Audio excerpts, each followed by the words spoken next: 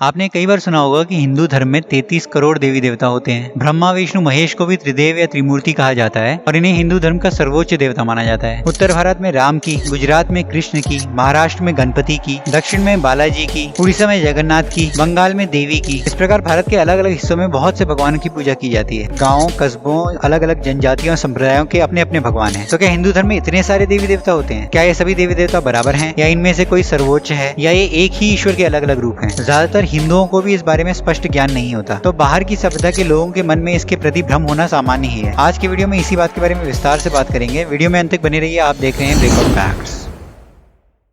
दुनिया के 4 सबसे बड़े धर्म हैं क्रिश्चियनिटी, इस्लाम, जुडाइज्म या यहूदी धर्म और हिंदुइज्म। हिंदू धर्म को छोड़कर बाकी सभी धर्मों में एक किताब और एक ईश्वर की बात की जाती है। अपनी धर्म पुस्तक में बताई गई किसी भी बात को बिना सोचे समझे ही ये मान लेते हैं और उसे ही सच समझते हैं। सिर्फ अपने ईश्वर को छोड़कर किसी भी और ईश्वर का अस्तित्व भी इनके लिए असंभव बात है। इसलिए आपने अक्सर ये सवाल सुना होगा कि हिंदू धर्म में इतने सारे भगवान क्यों हैं। इतना ही नहीं, इस बात को लेकर हिंदुओं को अक्सर नीचा दिखाया जाता है और ये समझाने की कोशिश की जाती है कि उनका भगवान का पूरा कॉन्सेप्ट ही गलत है। खासकर ईसाई धर्म और इस्लाम धर्म के प्रचारक अक्सर ये सवाल उठाते हैं। यहाँ कुछ गलती आम हिंदुओं की भी है क्योंकि उन्होंने अपनी धर्म पुस्तकों का खुद भी अध्ययन नहीं किया है और वो इस तरह के किसी भी सवाल का ज्यादातर उत्तर नहीं दे पाते क्योंकि उन्हें स्वयं ही अपने धर्म का ज्ञान नहीं होता और इससे एक भ्रम की स्थिति पैदा हो जाती है जिसका फायदा ये धर्म प्रचारक उठाते हैं। इससे पहले कि हम हिंदू धर्म के मत के बारे में जाने, हम ये जानने की कोशिश करते हैं कि भगवान एक होने चाहिए या अनेक, और इनमें से सही कॉन्सेप्ट कौन सा है। आज दुनिया में जितने भी धर्म हैं, चाहे वो एक ही ईश्वर में मानते हो या अनेक ईश्वरों की पूजा करते हो, चाहे मूर्ति पूजा के वो समर्थक हो या विरोधी, चाहे उनकी धर्म पुस्तक एक हो या अनेक,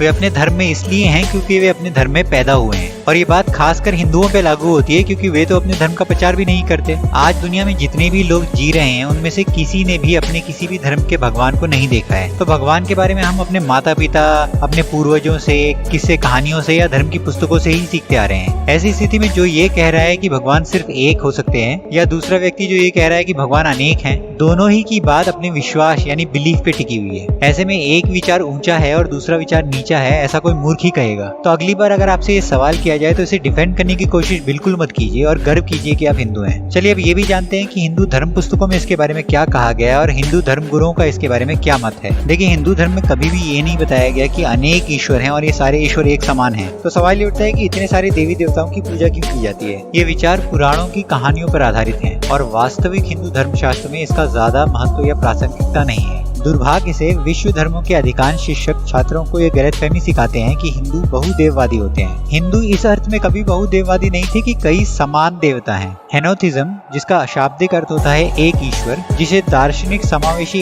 एक ईश्वरवाद भी कहते हैं, हिंदू दृष्टिकोण को बेहतर ढंग से परिभाषित करता है। इसका अर्थ है अन्य देवताओं के अस्तित्व को नकारे बिना एक ईश्वर की पूजा करना। एक या एक से अधिक सर्वोच्च देवता हैं या नहीं, इसका पता हिंदू विचार और परंपरा की 2 अलग अलग लेकिन आपस में जुड़ी हुई धाराओं से लगाया जा सकता है। इसमें पहला मूल वैदिक और आगमिक हिंदू धर्म है, जिसमें इसके उच्च विचारधारा वाले दार्शनिक आदेश, अनुष्ठान और धर्मशास्त्र के बारे में इसका विशाल ज्ञान और भगवान, मनुष्य और दुनिया के रहस्यमय अंतर्दृष्टि का खजाना है। और दूसरा नवीनतम पौराणिक हिंदू धर्म है। इसकी लोक कथाएं और मिथक, संस्कृति और धार्मिक प्रथाओं की इसकी शिक्षाएं, इतिहास, वास्तुकला, चिकित्सा और भूगोल का इसका विशाल रिकॉर्ड और निश्चित रूप से देवताओं के बारे में लोकप्रिय और कभी कभी अविश्वसनीय कहानियां हैं। वैदिक या आगमिक हिंदू धर्म प्राचीन है क्योंकि वेदों और आगमों का शोध मानव इतिहास में लगभग 25 या 30 हजार साल पुराना है, जबकि पौराणिक हिंदू धर्म को 2वीं से 6वीं शताब्दी के बीच का माना गया है। इस भ्रम का एक अन्य स्रोत स्वयं हिंदू मंदिर भी हैं, जहां इस विषय की ठीक से व्याख्या नहीं की गई है। उपनिषदों के एक सर्वोच्च भगवान और मंदिर में हमारे सामने आने वाले असंख्य देवताओं के बीच सामंजस्य कैसे स्थापित किया जाए। वेदों में कहा गया है कि ईश्वर सर्वोच्च वास्तविकता है, जिसे परम ब्रह्म, परालौकिक और अंतर्निहित, एक और विभाज्य, अनंत और शाश्वत, सर्वव्यापी अस्तित्व, ज्ञान आनंद के साथ ही व्यक्तिगत भगवान के रूप में जाना जाता है। यहीं पर हिंदू धर्म के 4 संप्रदायों या सांप्रदायिक परंपराओं का ज्ञान काफी मददगार साबित होता है। मद्रास विश्वविद्यालय द्वारा एक शोध किया गया जहाँ इन्हें इस प्रकार परिभाषित किया गया। शैवम वह धर्म जो शिव को सर्वोच्च मानता है और विशेष रूप से उनकी पूजा के लिए समर्पित है। शाक्तम वह धर्म जो शक्ति की विशेष पूजा का आदेश देता है। वैष्णवम वह धर्म जो विष्णु को सर्वोच्च मानता है। आदि शंकरा ने भी हिंदू धर्म में 6 संप्रदायों की बात की थी। इनके अनुसार इन लोगों के पास 6 देवताओं शिव,